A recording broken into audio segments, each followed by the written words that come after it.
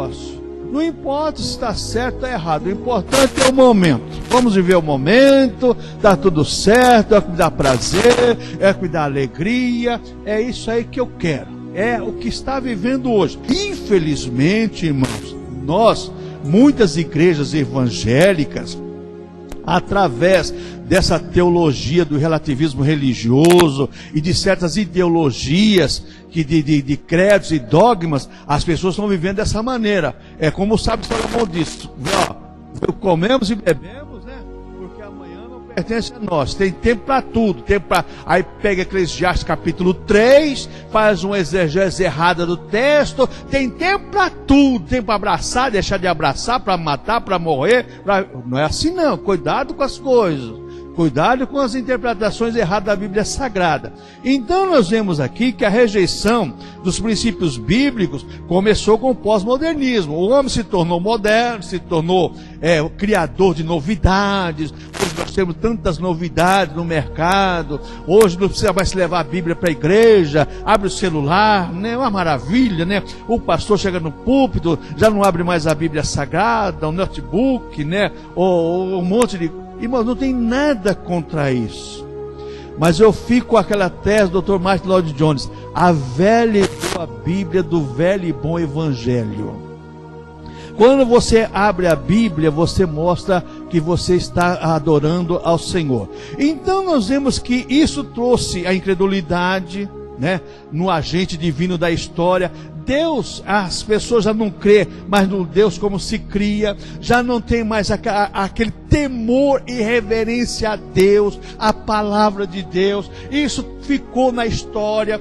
As pessoas hoje entram na casa de Deus se estivessem entrando no mercado, em qualquer lugar. Então é complicado. Sabe, Salomão diz assim, ó, guarda o teu pé quando entrar na casa do Senhor. Então as pessoas têm que tomar muito cuidado com isso. Então a pós-modernidade trouxe tudo isso. E depois nós vimos que o abandono da verdade absoluta, quer dizer, a única verdade absoluta é a Bíblia Sagrada, é a palavra de Deus revelada. Essa é a verdade absoluta. No homem, no ser humano, não existe verdade absoluta. Existe verdade que é obrigado. Vivemos sim, não. Isso é obrigação, é lei moral de Deus. É lei moral de Deus. Agora a verdade absoluta é a palavra de Deus. Mas para o pós-modernismo já não existe mais verdade absoluta. As verdades agora são cada um. Você pensa assim, eu penso assim. Você tem uma verdade, eu tenho a minha verdade. Não é desse jeito, não. Então perdeu-se a verdade absoluta. Trazendo isso, o que aconteceu? A inversão dos valores. A perda dos valores, a inversão dos valores.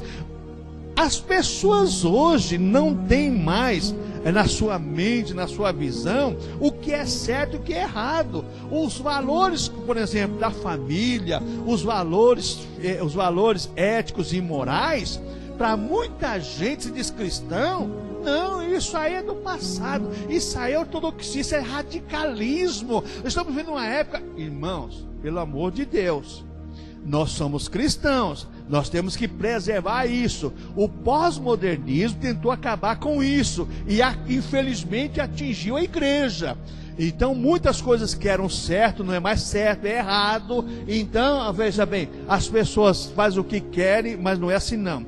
Então a igreja após a modernidade, Paulo diz em Romanos capítulo 12, que nós não devemos nos conformar com este mundo, e conformar tem o sentido de tornar-se igual, praticante, simpatizante, e as pessoas são simpatizantes do século. Eu falei que na lei da física existe uma norma que tem que ser vista pela igreja: dois corpos iguais não se atraem. Para existir atração tem que ser diferente um corpo do outro, e hoje as pessoas querem fazer você engolir que os dois corpos iguais se atraem, e não existe na lei da física. Essa tese não é defendida.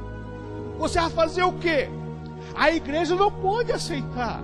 Então é complicado, irmãos. É complicado essas coisas. A igreja tem que ser contra esses princípios. Mas a pós-modernidade faz a gente tentar engolir isso de qualquer maneira. E quando a gente vê essa exortação do apóstolo Paulo, ser esse praticante, simpatizante, não tem problema, não faz mal, não faz de conta. Eu lembro agora daquela história do papagaio, que o cara ensinou algumas histórias do papagaio. Não faz mal, faz de conta, tá tudo bem. Aí um dia de manhã o camarada acorda lá no interior lá, tá o gavião lá tirando as penas do papagaio para comer. O papagaio, não faz mal, faz de conta, tudo bem. Não faz mal, faz de conta, tudo bem. O cara falou, mas que negócio o papagaio lá? O gavião tá tirando as penas para comer o papagaio, e o papagaio só aprendeu a falar aquilo, não aprendeu a falar socorro, só estava dizendo que ele aprendeu. É o que muita gente está acontecendo hoje. Não faz mal, faz de conta, tá tudo bem. Não, tá tudo errado, irmãos. Tá tudo errado. Pô, que negócio é esse? A inversão dos valores, a questão da moral, da ética cristã, permanece. Então, quando a gente olha essa questão aqui, aí você vai ver agora a exortação de Paulo nessa questão do mandamento de Paulo. Veja bem que ele coloca isso aí, não vos conformeis, no sentido imperativo. É uma ordem, é um mandamento. É exatamente o que Paulo está dizendo. Olha, vocês têm que obedecer a palavra de Deus. É um imperativo.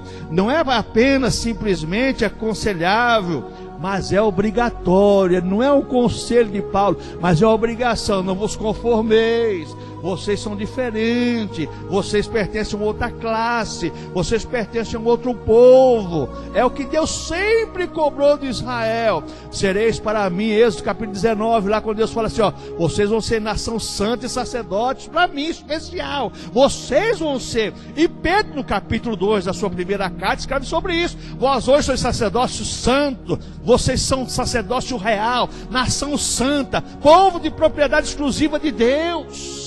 Olha só que Pedro coloca. E nós vemos que, infelizmente, os líderes religiosos estão tentando acabar com essa ética, essa moral da igreja cristã, que vem lá da essência do Senhor Jesus Cristo e dos apóstolos, como diz Paulo no capítulo 2 de Efésios, que nós temos que estar fundados, alicerçados no fundamento dos apóstolos, dos profetas. E o que acontece?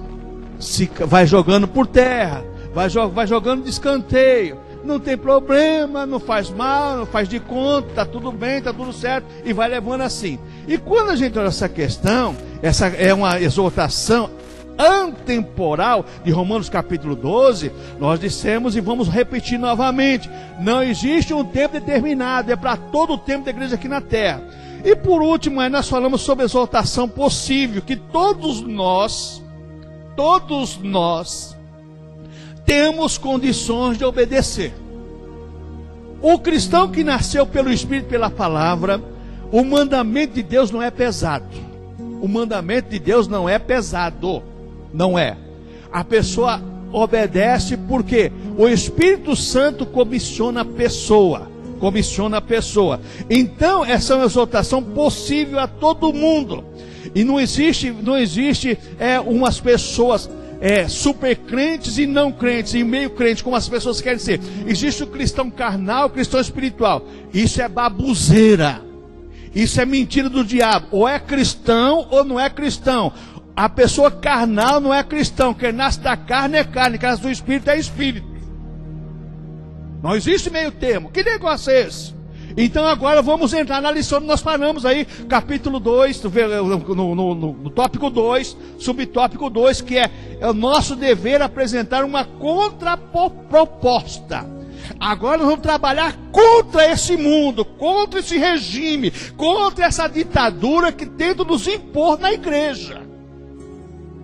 Agora a igreja, ela tem que trazer uma contraproposta, mas infelizmente, irmãos, você vai na contramão da sociedade, você vai contramão do seu parente, você vai na contramão do seu amigo, você vai na contramão das pessoas que você ama. E vou dizer uma coisa: quando você ama, você tem que falar a verdade, não omitir a verdade.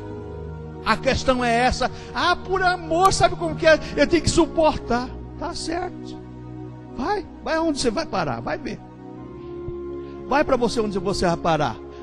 Por amor vai suportando tudo. Não fala a verdade não. Não vai na contramão não. Então o nosso dever é apresentar uma contraproposta. Nós somos contra esses princípios que desabona a verdade absoluta da palavra de Deus e traz tudo para um pós-modernismo, aonde o homem é o centro das atenções, aonde o ser humano é dominante do querer e dos mandamentos da palavra de Deus. O ser humano é que manda na Bíblia, não é mais a Bíblia que manda no homem.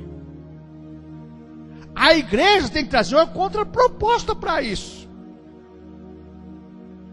Agora veja bem, irmãos, nós não podemos fazer que nem Elias, só eu fiquei, não. Existem muitos obreiros pregando a verdade, mas infelizmente a maioria que tem o privilégio que nós não temos, não prega a verdade. Por quê? Se ele pregar a verdade, não vai ter auditório. Porque as pessoas que gostam da verdade, do evangelho, da verdade absoluta, é sempre minoria. É sempre minoria. A maioria sempre vai no embalo da sociedade. Vai sempre, como diz a rapaziada, vai no embalo da onda. Eu vou esperar a onda para seguir a onda, e vai seguir na onda. Só que quando a onda quebra, a onda engole, aí cai, o surfista cai tudo lá e se não tiver cuidado, morre até afogado. Bom, então vamos lá. Qual é a contraproposta que nós vamos apresentar? A igreja sempre será parâmetro de Deus para o mundo. Se a igreja perder essa identidade colocada por Cristo pelos apóstolos, irmãos, como disse o pastor Juvenal, fala sério, vai. Que o mundo vai ver em nós? Que o mundo vai ver em nós?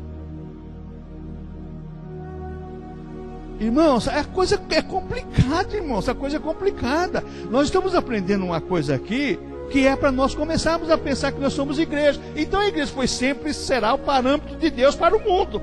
Deus olha para nós como salvos, como remidos pelo sangue de Cristo, para nós fazermos diferença nesse mundo. É nela que o Senhor expressa a sua vontade. Qual é a vontade de Deus para o mundo? É um povo diferenciado, é um povo diferente, é um povo que não aceita as coisas dominantes do pecado como normal. Porque hoje, irmão, se criou um dogma o seguinte: não, você tem que aceitar as coisas dominantes do pecado impostas pela sociedade, pelo pós-modernismo, porque isso aí, senão aí tem um monte de se criou, homofobia, se criou um monte de coisa, só falta colocar antrofobia, né? Só falta, então se criou um monte de coisas. Irmãos, a igreja, ela trabalha ela é uma contraproposta, ela trabalha na contramão desse pensamento. Esse pensamento não é o pensamento da igreja. A igreja é diferenciada, e diz o autor aqui, é a ela que compete espalhar no mundo o querer divino. A igreja espalha no mundo o querer de Deus. Só que tem um detalhe aqui, irmãos, tem um detalhe aqui, tem um detalhe. Você olha, por exemplo, esse trabalho, parabéns para o departamento infantil, aí, renúncia, jejum, oração, boas obras, ler a Bíblia, santidade. Aí você pega o texto bíblico lá de Filipenses capítulo 3, onde Paulo está falando sobre ele, sobre a vida dele, sobre o ministério dele. Aí Paulo faz uma comparação da sua vida, o que ele foi e o que ele é no momento que ele escreveu aquilo. Paulo, de perseguidor, passou a ser perseguido. Paulo fazia as pessoas sofrer, agora ele sofre pelo evangelho. Paulo seguia os conselhos das autoridades judaicas, porque era fariseu, e ele pertencia ao sinédrio com todo querer, mas agora ele está contra o sinédrio, porque ele encontrou em Cristo a solução dos seus problemas e a verdade absoluta, que ele tinha uma verdade que não era a verdade absoluta, era a verdade imposta por homens. E quando a gente olha essas questões, irmãos, a gente começa a ver que nós temos uma proposta diferente. Então a igreja vai espalhar para o mundo o querer de Deus. Qual é o querer de Deus para o mundo? que todos sejam salvos. Mas como é que as pessoas serão salvas se elas não veem nas pessoas salvação? É uma pergunta para cada um de nós. Então diz o autor aqui, ó, daí a exortação aos romanos ser tão atual. O tempo do fim está chegando velozmente, como Paulo diz lá, despertar do sono, porque a hora é chegada. E quando a gente olha o sono, quando a gente estuda a escatologia, a questão da história da igreja, as igrejas históricas do Apocalipse, as 7 dispensações da igreja lá do Apocalipse, 7 igrejas, 7 dispensações da igreja aqui na terra, você vê que a última igreja é a igreja que é morna, não é fria nem quente, é a igreja que está vivendo hoje. Então está se cumprindo uma profecia, e tem pessoas que ainda dizem assim, pastor, mas a Bíblia fala, por se multiplicar a iniquidade, o amor de muitos esfriará. Esfria na vida de quem quiser, na minha não. Quem quiser se esfriar, que se esfrie. Quem não quiser seguir, que não siga a Bíblia. Quem não quiser obedecer, que não obedeça. Mas a minha obrigação é obedecer. Que negócio é esse? Agora, porque todo mundo vai para o inferno, aí eu vou pegar a fila também, vou para o inferno também. Se eu tenho o caminho que vai para o céu, por que eu vou pregar outro caminho? Só porque a maioria vai? Irmão, não é assim não. A igreja tem uma outra contraproposta. O mundo quer que você aceite a eles, mas não quer que eles, agora eles não querem aceitar você. Eles te convidam para uma festa, mas quando você convida para a sua festa na igreja, cada um tem uma desculpa. É raramente. Cada um tem uma desculpa. Mas não, porque mas para a festa deles, para você ouvir balela, meu irmão. Eu estou escolado com isso, irmãos. Vixe, misericórdia. E diz o autor aqui, olha só. O tempo do fim está chegando velozmente. Cabe a nós o papel de manter os valores do reino da terra. O reino de Deus na terra. Valores do reino de Deus na terra. Você pega Mateus capítulo 5, 6 e 7, Sermão do Monte, que lá fala sobre os valores intrínsecos do reino de Deus na vida da igreja aqui na terra. E quando Jesus fala que nós somos o sal da terra, a luz do mundo, que todos é a contraproposta dada pelo autor aqui. Vamos esperar no mundo o querer de Deus. As pessoas vão olhar para a igreja como a luz que ilumina, como o sal que preserva, conserva. Hoje tem geladeira, naquela época não tinha. O sal era o conservante. Então nós temos que iluminar e conservar os bons costumes, as boas tradições, os ensinamentos de Cristo, ensinamentos da igreja. E quando a gente olha essa questão aqui, eu coloquei, como conseguiremos isso? É que o texto base da lição nos ensina, que nós vamos aprender o quê?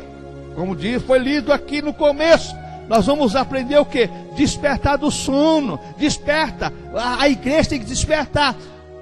O grande problema que nós vemos hoje, o apóstolo João, chamado o apóstolo do amor, ele escreveu sobre isso, os tempos do fim. E ele começa o capítulo 2 falando sobre pais, sobre filhos, são os tempos, segundo alguns estudiosos, e eu também creio assim, são os tempos da era da vida cristã, da pessoa conversa. Começa pequeno, como criança na fé, tomando leite racional, vai crescendo até atingir a maturidade cristã. E quando o apóstolo João fala assim, no capítulo 4, ele vai dizer assim, examinai todos os espíritos se provém de Deus. A igreja, irmãos, pelo amor de Deus, vocês não vão comendo tudo que se prega não, irmãos. Não é porque o camarada pregou, que mensagem bonita, que coisa maravilhosa, que retórica, espera aí, o conteúdo bíblico. Examine se tem o Espírito de Deus naquilo. Porque senão sabe o que acontece? Satanás sabe que o bonito, o lindo, o belo encanta as pessoas. Ele sabe disso.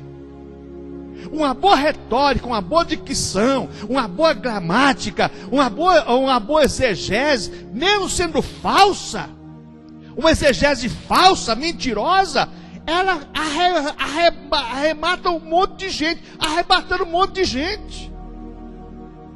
Por que isso, irmãos? porque Satanás sabe que as pessoas gostam desse tipo de coisa. Então a igreja, ela tem que se despertar dessas coisas. Espera aí, é de Deus ou não é? Lembra os crentes de Bereia lá, quando Paulo pregava, Paulo e Silas? Que eles iam ver se era daquele jeito mesmo, se era como Paulo e Silas tinham pregado? Nós é a mesma coisa, irmãos. Nós temos que tomar muito cuidado para não sermos tragados pelas falsas ideologias. O que mais tem é falsa ideologia numa pregação. É o que mais tem. Agora diz o autor aqui, subtópico A: devemos manter-nos acordados. De que maneira você se mantém acordado? Essa é a contraproposta para esse mundo. Vem me oferecer alguma coisa? Irmãos, às vezes as propostas que é dada pelo mundo, você olha assim, você fala assim, eu vou perder essa oportunidade? Claro que não. E o ser humano, irmãos, o que o ser humano gosta é de aproveitar a oportunidade. E o mundo sabe disso, Satanás sabe disso, e as propostas deles para nós são propostas que vai chamar a atenção. E Satanás, sabendo disso, ele vai tocar aonde está a tua necessidade. Qual é o homem que não tem necessidade de dinheiro? Alguns não têm, mas quanto mais tem, mais quer ter. Quanto mais tem, mais quer ter. Qual é o ser humano? Aí a Bíblia fala que o dinheiro é a raiz de todos os males. Não é o dinheiro que é o mal, mas o dinheiro leva as pessoas à ruína. Algumas, infelizmente. Então, nós devemos estar acordados com as propostas que surgem pelo mundo. Porque as propostas, muitas vezes, é para nos levar veja bem, a ver o mundo com simpatia. A ver o mundo que não tem nada de mal, não tem problema não, está tudo certo, está tudo bem. Aí o autor diz aqui, não podemos ignorar o que está acontecendo à nossa volta. Irmãos, presta atenção no que acontece ao seu redor de trabalho. Presta atenção no que acontece onde você está, dentro do ônibus, dentro do metrô. Começa a prestar atenção. Irmãos, você começa a prestar atenção e fala assim, meu Deus, não é você ficar bisoiando a vida dos outros, não. Mas você ficar alerta, vigiando a sua vida espiritual. Você vai ver como o mundo tenta atrair você para algumas coisas. Liga a sua televisão para você ver, se você não tomar cuidado, o que você vai ser levado a ver. Entra no Zap, você recebe às vezes de cristão a mensagem, você fala assim, meu Deus, já deleta logo, porque senão apaga logo. Irmãos, para com isso. A igreja, irmãos, se você começar a olhar ao seu redor, ou começa a olhar ao redor os seus vizinhos, parentes e amigos e tantas mais coisas, você vai falar assim, meu Jesus, me guarda, me protege, porque a coisa é feia. A coisa é feia. A igreja caminha contra isso, irmãos. Então, nós levamos vários nomes. Sem amor, não gosta de parente, nós não gostamos, nós somos um povo retrógrado, um povo ultrapassado, um povo sem relacionamento. Aí Jesus falou assim, olha, que nós seríamos odiados pela nossa família, pai, mãe, sogra, sogro, genro, nora. A confusão começa em casa. Quando você começa a ser luz, quando você começa, a confusão começa na família e depois nas pessoas que estão perto de você. Então diz o autor aqui, em todos os lugares, universidades, redes sociais, literatura, rodas de bate-papo, o que se faz, como se faz e por que se faz é muito significativo e determinante para o nosso relacionamento com Deus. Mostrar para a sociedade que nós temos uma afinidade com Deus, e essa afinidade não vai ser interrompida, porque eu vivo no mundo, mas não convivo com este mundo. Eu vivo no mundo porque sou obrigado a viver. Eu estou na Babilônia, mas não pertenço à Babilônia. Eu estou na Babilônia, mas não vou comer os manjares da Babilônia. Eu estou na Babilônia, mas não vou fazer o que o rei quer. Não vou adorar a estátua, não vou ouvir o som da trombeta e me curvar. Não. Eu estou na Babilônia, mas não pertenço à Babilônia. Eu pertenço a Jerusalém celestial. Essa é a questão. Essa é a contraproposta da igreja.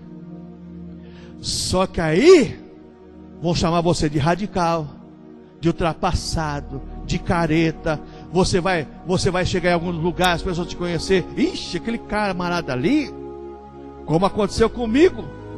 Convidado a pregar numa igreja, convite, 4, 5 meses de antecedência, um congresso, ministramos no sábado à noite. Terminou a mensagem, preguei no título, no tema que me deram. Terminou, o pastor falou assim, Deus salvou, pessoas se reconciliaram com Deus. Aí o pastor pega o microfone e diz assim: irmãos, o pastor Pedrosa vocês conhecem, desse jeitão mesmo, mas nós pregamos o evangelho mais light. O evangelho, nosso evangelho é o evangelho mais light. Eu simplesmente peguei minha mala e fui embora. Ué, evangelho mais light? Ô irmãos, aonde o evangelho é light, ou diet, ou o que você queira? O evangelho é comida sólida. Infelizmente, o pastor da igreja, não, irmãos, o pastor Pedrosa é esse jeitão dele mesmo, sabe? Essas coisas, essas exigências da palavra de Deus. Mas nós aqui pregamos o evangelho mais light, não é, irmãos? A igreja, oh glória, né? Ô irmãos, preste atenção que o autor diz aqui, ó. É nossa obrigação ficar atentos para não sermos seduzidos e contaminados. Tá, os textos bíblicos, que são vários textos. Seduzidos e contaminados. Se tem uma coisa que Satanás sabe fazer, essas duas coisas, ele fez com Eva. Seduziu e contaminou a Eva, e a Eva conseguiu contaminar o Adão.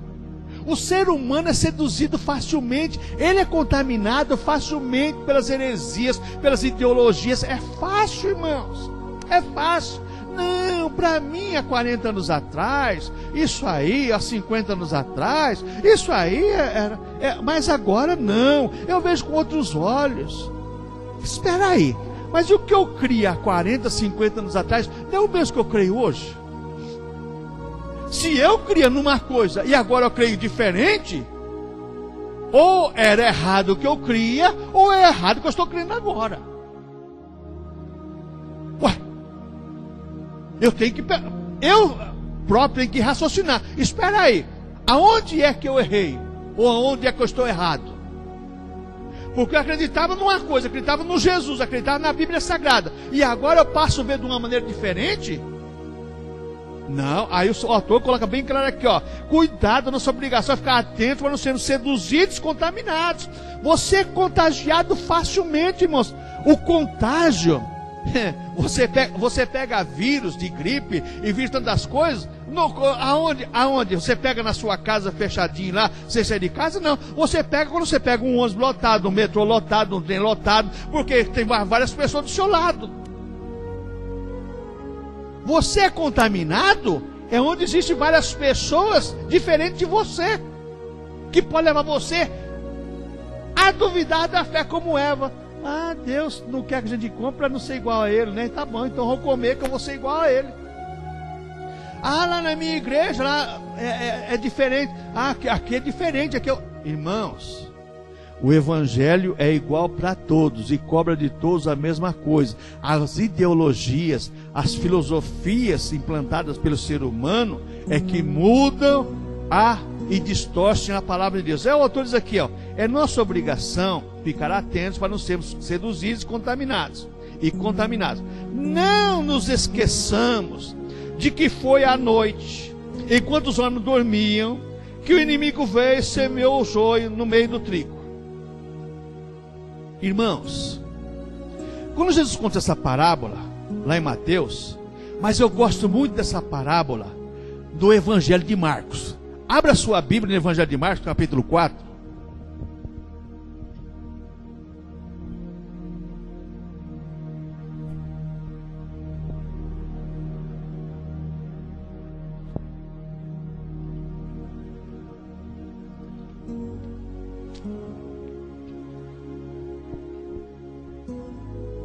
Evangelho de Marcos capítulo 4, eu vou ler versículo 10, 11 e 12.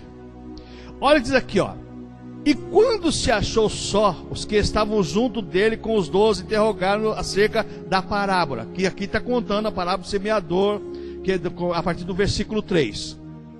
E ele disse-lhes: a vós é dado saber os mistérios do reino de Deus.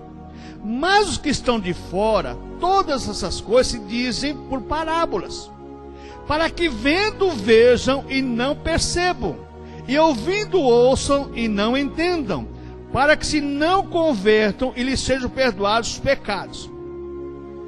As pessoas que gostam de predestinação, de eleição, pegam esse texto que faz uma distorção. Os discípulos chegaram para Jesus: o Senhor conta a parábola, nos explica a parábola. Jesus falou assim: ó, vocês também não entendem? Só que eu estou contando para esse, porque estava contando para os fariseus e os saduceus não entender a respeito do reino de Deus, porque o versículo 11 deixa bem claro: a vós é dado saber os mistérios do reino de Deus. O cristão que nasceu de novo, o Espírito Santo ilumina a mente e o coração da pessoa, para ver que na Bíblia Sagrada estão os valores para a vida dele. O Espírito Santo ilumina nossa mente, o nosso coração, para entendermos que na palavra de Deus estão os valores absolutos para a nossa vida cristã. Agora, se eu pegar na questão da ideologia, da teologia, da predestinação da eleição, eu vou ver que somente os salvos são iluminados pelo Espírito Santo. Não é a questão da parábola aqui, porque eu não posso fundamentar uma doutrina por uma parábola. E aqui Jesus está falando para os discípulos, eles não entenderam, como os fariseus, os saduceus também não entenderam. Mas Jesus falou assim: a vocês é revelado o reino de Deus. Para nós, igreja, é revelado a ação do Espírito Santo. Para nós, igreja, é revelada a palavra de Deus pela pregação. E o autor nos diz, da lição nos diz aqui, ó, não esquecendo que foi de noite. Quando existe um dormir da igreja, dormir espiritual, por que nós estamos orando por um reavivamento, ou um avivamento, como você queira? Para Deus despertar as pessoas do sono, como diz Romanos capítulo 13. Porque as pessoas estão dormindo e Satanás está semeando o que ele quer no arraial, irmãos. Não é só o joio, não. Ele está semeando joio, urtiga, espinho, está semeando o que ele quiser na vinha do Senhor. Mas nós, igrejas, temos que estar acordados, atentos, para não deixarmos as ervas daninhas sufocar a boa erva, a boa plantação, que a boa plantação é a palavra de Deus. Então tomarmos muito cuidado com essa questão, porque as pessoas estão dormindo, não querem ser acordadas, e quando acordarem, muitas vezes vai ser tarde. Então devemos andar dignamente, como diz, né, o versículo 12 do capítulo 13 de Romanos. Veja bem, diz o autor da lição aqui: sabemos que como cristãos devemos manter-nos inconformados e distantes do pecado, porém não como o ermitão no deserto. Eu não vou sair do mundo porque eu estou no mundo. Jesus falou: Pai, não rogue que os tire do mundo, mas os livre do mal. Deus te dá o Espírito Santo e a palavra para você vencer. É um antídoto, é a vacina contra o pecado. Quando você pega Romanos capítulo 6, dá-se a entender bem claro pelo apóstolo Paulo, quando Paulo fala assim: o pecado não terá domínio sobre vós. Não tem domínio. Paulo está dizendo assim, ó: peca quem quer pecar, a não ser que seja forçado, no caso do estupro ou de alguma outra coisa, que é forçada, é diferente. Mas homem nenhum leva uma mulher para um motel, ou uma mulher vai porque quer. Os dois são sem vergonha. Ninguém obriga ninguém a entrar num boteco e beber cachaça. Entra porque quer. Ninguém obriga a pessoa no salão de baile a dançar, ou numa boate. Não, ninguém obriga, vai porque quer. Então, a pessoa tem domínio sobre o pecado, porque nós temos o Espírito Santo e a palavra. Nós sabemos o que é certo e o que é errado. E a palavra absoluta está na palavra de Deus. Então eu sei o que é certo e o que é errado. É o que Paulo está dizendo em Romanos capítulo 6. Pega quem quer pecar. Existe pecado involuntário, existe pecado por omissão, deixamos de fazer quando deveríamos fazer. Às vezes cometemos alguma coisa por ignorância, mas a Bíblia diz que Deus não leva em consideração o tempo da nossa ignorância. Agora, pecados racionais, que está no entendimento do certo e do errado, ai, irmãos, aí é complicado. Aí é complicado. Aí eu não posso aceitar uma coisa dessa, porque eu vou contra os princípios da Bíblia Sagrada. Porque Paulo diz, ó, o pecado não terá domínio sobre vós. Tem domínio? Então não é cristão. Então está vendo na carne. Quem nasce da carne é carne, quem nasce do Espírito é Espírito. Quem disse isso foi o Senhor Jesus Cristo, em João capítulo 3. Então é coisa que o autor deixa bem claro da lição aqui, ó. Precisamos andar dignamente, manifestando diuturnamente esse comportamento bíblico adequado em todos os lugares onde estivermos. Irmãos, eu já contei aqui, mas vou contar de novo. Eu tive uma experiência em 1989 frustrante. Nós estávamos fazendo um curso de liderança num restaurante nobre de São Bernardo do Campo. Então era 40 pessoas cada sala lá. Então, todo aquele trabalho psicológico, tudo começa da mesma maneira. Seu nome, de onde você nasceu, para que time você torce, não sei o quê. E lá, rapaz, como é, eu nasci em tal lugar, outro não sei o quê, torço pro Santos, Corinthians, Palmeiras, no São Paulo, Flamengo, não sei o quê e tal. Falei, rapaz, mas não tem nenhum cristão aqui, 40 pessoas. E eu era o último, sentadinho no canto lá. Aí, e você aí, o último da classe aí, da turma? Falei, eu sou. Meu nome é João Marcos Pedrosa, nasci em Santo Anastácio, cidade de São Paulo, cidade mais bonita do Brasil. Sou cristão, presbítero da Igreja Presbiteriana Renovada do Brasil, graças a Deus. Sou professor de teologia, estudo de ensino superior. E sou... Aí o psicólogo foi assim, meus parabéns, está conosco um homem de Deus, está conosco um professor de teologia. Rapaz, eu vi que eu mexi com um monte de gente. Na hora do coffee break, né? Coffee break, né? Isso aí. Aí, rapaz, eu saí, já estava perto de sair pro banheiro. Lá veio 3, 4 irmãos atrás de mim. Irmão, pelo amor de Deus, um presbítero desesperado. Me perdoe, irmãos, porque... Ô, irmão, pelo amor de Deus, eu neguei Jesus, irmão. Falei, irmão, eu tenho que perdoar nada do irmão, não, que te perdoar é Jesus. Irmão está perdoado, se depender de mim. Mas, irmãos, aonde eu estiver, eu sou cristão. Não é porque eu estou no centro de treinamento, não é porque eu estou diante do psicólogo, eu estou diante do... Eu sou cristão, eu sou um presbítero da igreja, eu tenho que falar o que eu sou. As pessoas, irmãos, diante da sociedade aí, filho, mas falo nada, alguém ficar olhando para minha cara, eu tenho que participar da turma, eu tenho que me enquadrar, né? Tenho que me entrosar. Irmãos, aonde nós estivermos, diuturnamente, nosso comportamento adequado em todos os lugares onde estivermos, não importa onde você estiver, você é cristão, Deus está com você. Você pode até negá-lo, mas lá dentro de você o Espírito Santo vai ficar cobrando. Rapaz, o Espírito Santo vai ficar cobrando, mas você me negou. Aí tem aquela palavra do Senhor Jesus Cristo, né? Aquele que me negar diante dos homens, eu negarei diante de meu Pai. Aquele que me confessar diante dos homens, eu confessarei diante de meu Pai. Olha aonde nós vamos chegar. Aí diz o autor da lição: devemos revestir-nos do Senhor Jesus Cristo. Irmãos, hoje existe uns falsos ensinamentos, desses encontros, desencontros e tantas coisas que acontecem nas igrejas por aí, para buscar um relacionamento com Deus. Quando a gente começa a olhar no passado, de que maneira as pessoas adquiriam relacionamento com Deus? Através da oração e do jejum, e da leitura da palavra de Deus, do ensinamento da palavra de Deus. Então a gente fazia o quê? Ia para a igreja, antes do culto, dobrava o joelho, orava um pouco, tinha uma vida de leitura bíblica, de ensinamento da palavra de Deus, de jejum, de oração. Automaticamente essas pessoas eram revestidas do Espírito Santo, batizadas com o Espírito Santo. Veja, recebia dons do Espírito Santo.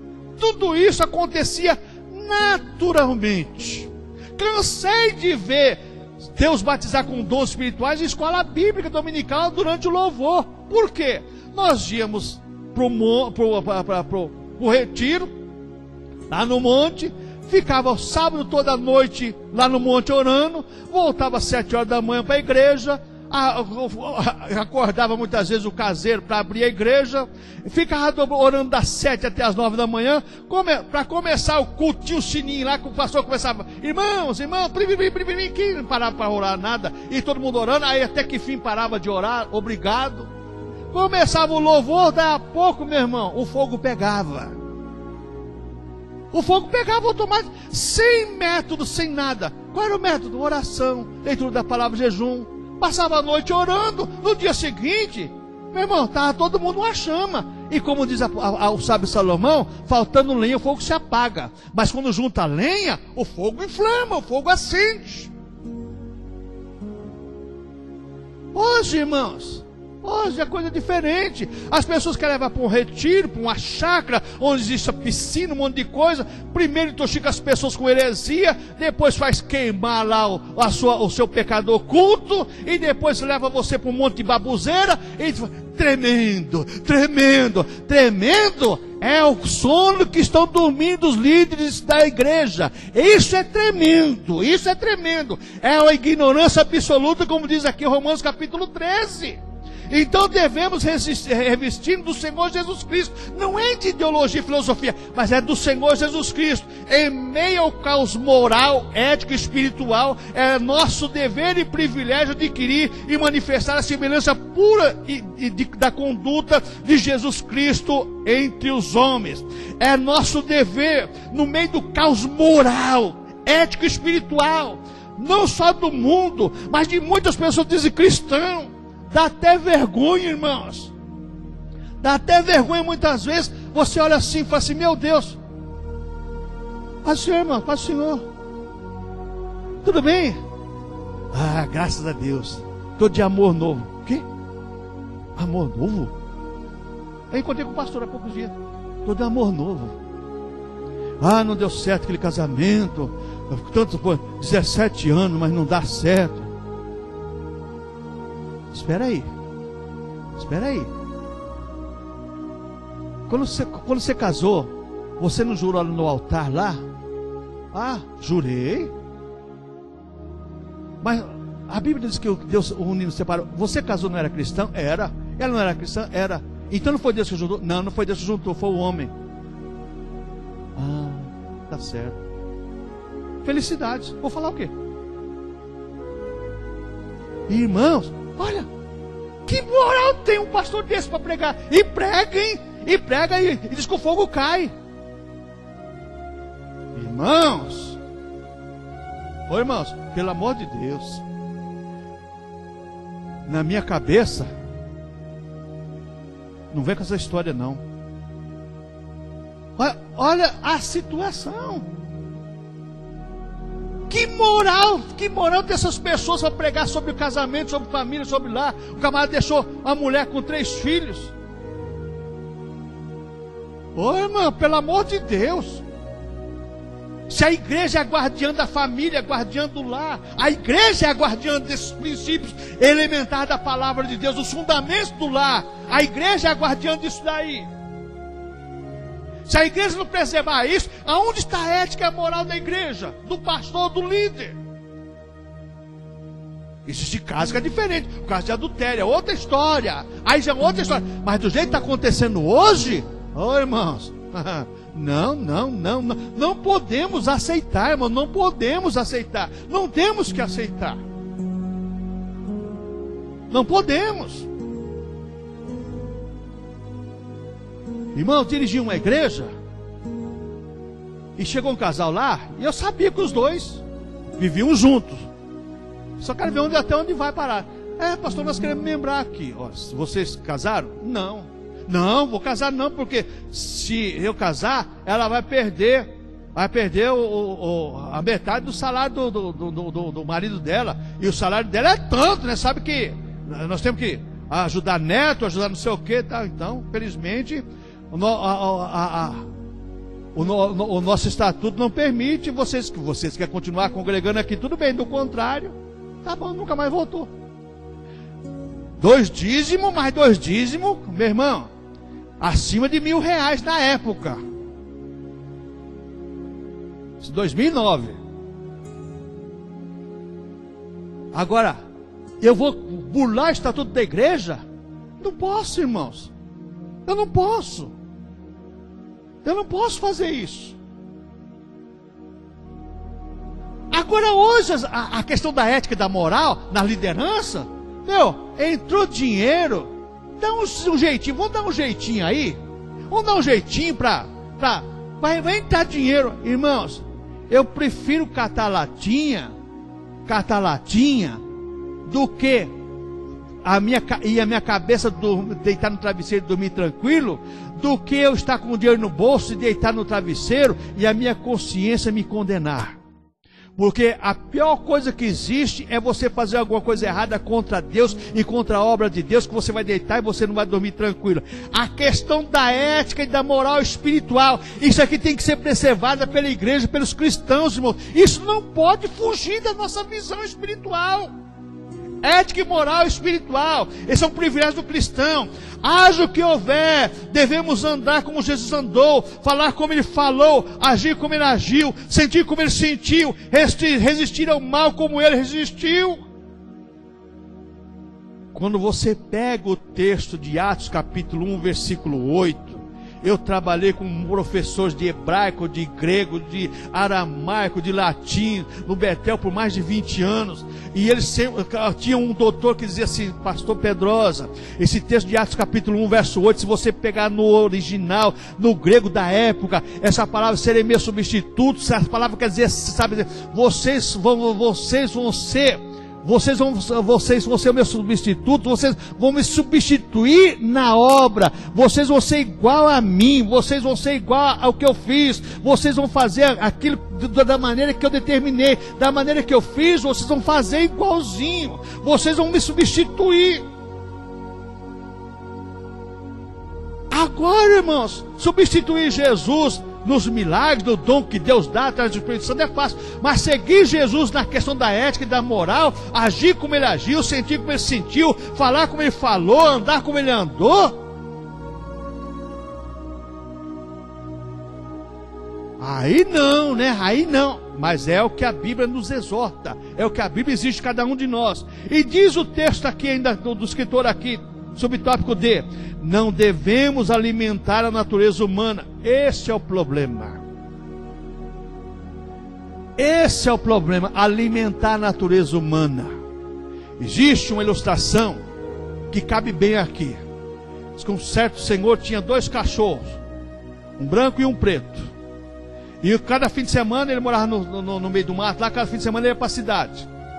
E chegava uma cidade lá no sábado. Um sábado o cachorro branco ganhava a briga lá. No outro sábado o cachorro preto ganhava. Aí um camarada ficou preocupado. Ele falou: escuta, mas como é que você faz? Um sábado um cachorro ganha, outro sábado o cachorro ganha, os dois brigam. Ele falou assim: porque acontece o seguinte, o cachorro que eu quero que ganhe a luta, eu alimento bem ele durante a semana e deixo o outro passar fome. Esse cachorro que perdeu, ele está faminto, está fragilizado de alimentação. É por isso, é isso que eu faço. Então eu sei qual que vai ganhar e qual que vai perder. Trazendo para nós seres humanos, se a tua alma estiver alimentada de Deus, da palavra, você vai estar fortalecido. Se a tua alma estiver fragilizada da palavra e do Espírito Santo, você vai ser sucumbido facilmente. Isso é ponto pacífico. Não podemos ignorar isso. Irmão, não devemos alimentar a natureza humana. Quem nasce da carne é carne, quem vive pela carne é carnal. As pessoas só saboreiam coisas do mundo. A carne nos leva aos princípios do mundo, aos desejos do mundo, ao querer do mundo, à visão do mundo. Aí Jesus fala para a igreja assim, vocês comprem de mim colírio, para que vejam a vossa nudez, vejam a vossa vergonha. Se nós nos alimentar a nossa carne, não vamos ter colírio do céu, não vamos ver nada diferente, irmãos. É tudo igual, é tudo do mesmo jeito. Irmãos, como isso é terrível. Isso é terrível. E o autor diz aqui, não devemos alimentar a natureza humana. É dever do cristão não oferecer sua carne, a natureza humana, motivos para pecar. Se a pessoa alimenta a carne, alimenta os desejos da carne, os prazeres dos olhos, como disse o apóstolo João, concupiscência da carne, concupiscência dos olhos, soberba da vida, essas três coisas que levam o homem a pecar. Vejo, agradou, vou provar. Vejo, agradou, vou provar. Opa, tá liberdade.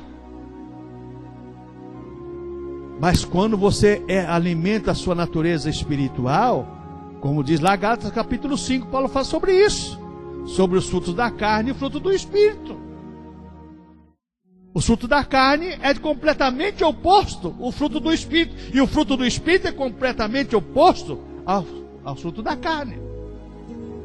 É uma briga que você tem dia a dia do seu corpo. Todo dia você tem uma guerra espiritual, você vive na guerra. É uma guerra, porque o seu corpo quer uma coisa, mas o seu espírito, que testifica com o Espírito de Deus, quer uma outra coisa para a sua vida. A questão é essa.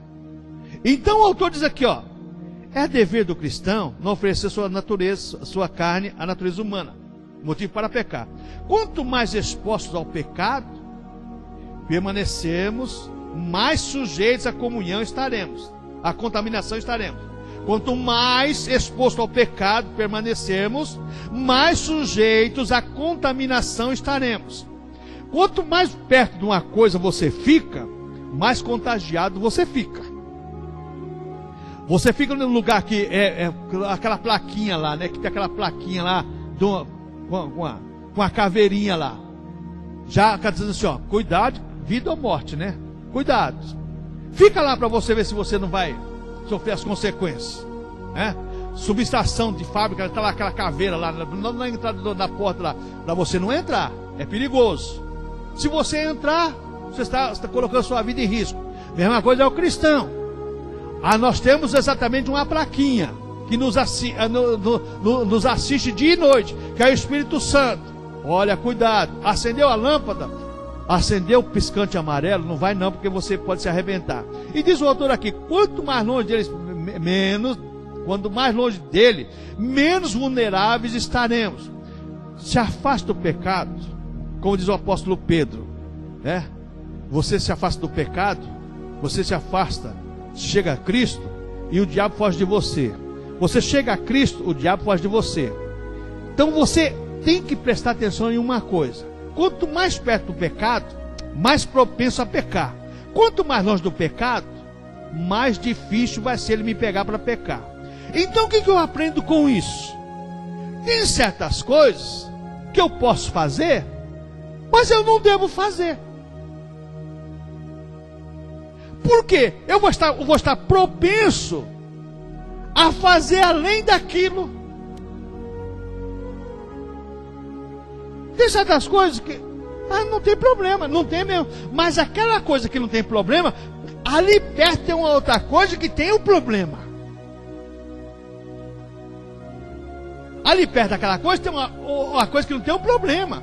Irmãos, às vezes você vai em determinados locais que você, como cristão, irmãos, você vai numa formatura, numa faculdade, e vou dizer uma coisa para você: se você não se sentir incomodado, ou num casamento de pessoas que não são cristãs, embora hoje que casamento dos crentes tem champanhe, tem chopp, tem tudo, né? É assim que eu ouço dizer, não sei se é verdade. Que às vezes eu ministro o casamento e área, para não ver as coisas. É complicado. Então a gente tem que olhar essas questões. Quanto mais perto, eu estou perto daquilo lá, eu estou propenso, irmãos. O ser humano está propenso. Eu ministrei o casamento uma vez, numa comunidade aí, e só tinha gente boa. E um dos líderes lá falou assim: pastor, aqui está o seu refrigerante da sua esposa. Abriu a latinha de Coca-Cola. Latinha, sabe por quê, pastor? Porque eu não confio em ninguém aqui. Só tinha gente boa lá. Gente cheira, aplica, fuma, faz tudo, né? Bebe, ingere, faz tudo. Falou assim, não, aqui eu não confio em ninguém. Então, meu irmão, está perto do pecado? Felicidade, fiz o casamento, Deus continua abençoando vocês, vocês querem casar no civil, fiz o casamento na igreja. Por quê? Quando Deus age na vida de uma pessoa, essa pessoa é o seguinte, pessoa que vivia no mundo errado, ela também, mas um dia ela ouvindo a palavra de sexta-feira, que eu estava dando ensinamento sobre Jonas, ela ouviu a palavra, falou assim, chegou nele e falou assim, ó, se nós não casarmos, você não deita mais comigo. Como assim? Não, que eu ouvi da Bíblia, o ensinamento hoje, que nós temos que ter uma vida diante de Deus. Então você quiser? Falei, rapaz, aí o camarada veio falar comigo, eu até levei um susto, né? Porque a pessoa assim, sabe o que é esse aí, pastor? Falei, não, esse é fulano de tal. Falei, misericórdia. Aí, não, o senhor, é verdade mesmo? É verdade. Tá bom, então vamos casar. Casaram, civil, fiz o casamento da casa dele lá, uma bênção de Deus. Depois sumiu, não sei o que aconteceu, é outra história. Bom, quando Deus age na vida de uma pessoa, irmãos, Deus muda a pessoa. A pessoa, ela procura sair de perto do pecado. Ela procura viver longe do pecado. Porque perto do pecado ela vai pecar. Então diz o autor aqui, olha, para não nos tornar participantes do mundo, só há um único caminho: não nos associarmos a ele. Para você ficar longe do mundo, para você não se contaminar com o mundo, você tem que estar longe do mundo, não se associar com o mundo. Ah, isso aqui é gente boa, isso aqui, irmãos, gente boa é tudo, é aquele que é cristão, que comunga com você, que vive com você e que crê no que você crê. Aí o autor diz aqui, ó, sejamos à vista disso cristãos modernos, mas sem nos contaminarmos e nos amoldarmos ao pecado. O que é o cristão moderno? O cristão sempre foi moderno, irmãos. É nova criatura. Ele é moderno. Cristão moderno não é aceitar o que as pessoas tentam colocar na sua mente, na sua maneira de agir, de pensar, de viver. Não, isso não é modernismo. Isso é ser retrógrado, isso é ser participantes, isso é conviver com o sistema. Rejeitemos os valores dessa nova era, entendamos as consequências disso para a próxima geração, e não nos esquecemos de que aqui somos apenas peregrinos e forasteiros. Eu estou preocupado, o que será desses jovens, se Jesus não voltar logo? Meu Deus, do jeito que as pessoas tentam colocar dentro da igreja tanta coisa que não presta, valores do mundo que não são valores do evangelho e da igreja, não são valores do evangelho nem da igreja, mas valores do mundo que tentam trazer para dentro da igreja, para as pessoas se associar com isso e ser contaminadas. Porque a partir do momento que sou contaminado, irmãos, verdade absoluta deixa de existir na minha vida. Aí eu entro na questão do relativismo religioso. É pecado para você, não é para mim. Eu posso fazer da minha vida aquilo que me deixa feliz. É isso que Deus quer. Deus quer que eu seja feliz, não é isso? É verdade. Mas você seja feliz de acordo com o querer dele e não de acordo com o seu querer. Com o querer dele, não de acordo com o seu querer. Então diz aqui, só assim sairemos ilesos dos avanços e efeitos do pós-modernismo, preservando viva a nossa fé, inalterados os nossos fundamentos. Diz o Salmo 11, que quando ruem os fundamentos, o que o justo pode fazer? Nada. Qual é o fundamento da nossa fé? A palavra de Deus é absoluta. Qual é o fundamento da igreja? Efésios 2:20, fundamento dos apóstolos, dos profetas. Não são ideologias, não são metodologias de homens inventadas, dogmáticas, que muitas vezes não é dogmática cristã, mas é dogmática de homens. Invento. Deus me revelou, Deus me mostrou, senti de Deus. Irmãos, cuidado com isso. Essa lição aqui, irmãos, é para a nossa reflexão. O que nós estamos ouvindo? O que nós estamos assimilando? O que nós estamos plantando? Lembra que eu falei na aula passada? A fé é uma plantação para a vida eterna. Você vai colher o que você semear. A Bíblia deixa bem claro isso lá em Gálatas capítulo 6, verso 7. O homem colhe o que ele semeia. Se nós semearmos, irmãos, na boa, que Deus, a semente que é na boa terra, e na nossa mente é fértil, é gerada pelo Espírito Santo, a palavra.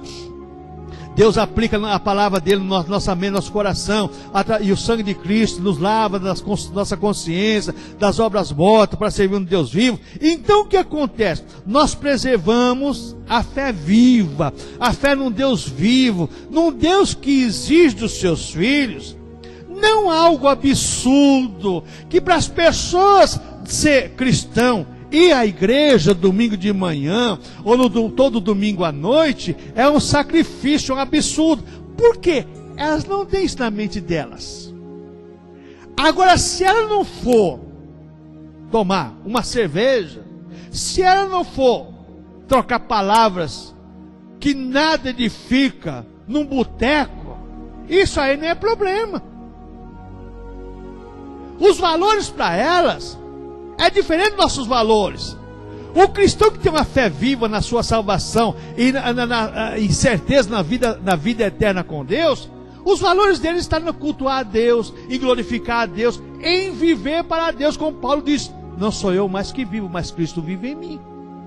E o querer que eu vivo agora na carne, vivo para o Filho de Deus que me amou e se entregou por mim. Então, quando a gente olha essa questão aqui, sobre a questão de preservar viva a nossa fé e inalterar os nossos fundamentos, eu não posso deixar os valores do mundo balançar a minha estrutura espiritual.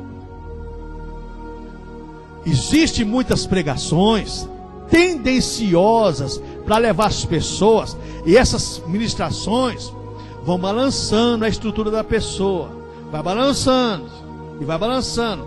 Conhece aquele ditado caipira, mas verdadeiro? Água mole em pedra dura, vai batendo até que fura. Eu conheço uma cachoeira lá no interior, é uma rocha assim, ó, pedra, lá no Vai e Vem.